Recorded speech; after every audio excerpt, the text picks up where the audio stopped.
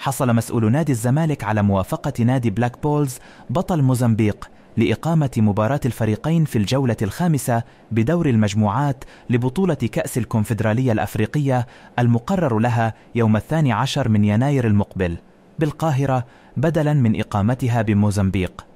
ونجح عبد الواحد السيد مدير الكرة بنادي الزمالك في الاتفاق مع مسؤولي نادي بلاك بولز على نقل مباراة الفريقين إلى القاهرة بعد قرار الاتحاد الأفريقي لكرة القدم بعدم إقامة المباراة في موزمبيق بسبب عدم استقرار الأوضاع الأمنية.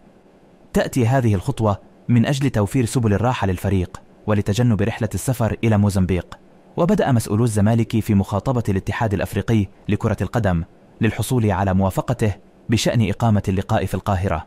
ويحتل الفريق الأول لكرة القدم بنادي الزمالك صدارة مجموعته في بطولة كأس الكونفدرالية برصيد 7 نقاط بعدما فاز على بلاك بولز في الجولة الأولى وتعادل مع إنيمبا النيجيري خارج الديار في الجولة الثانية قبل أن يفوز على المصري في الجولة الثالثة.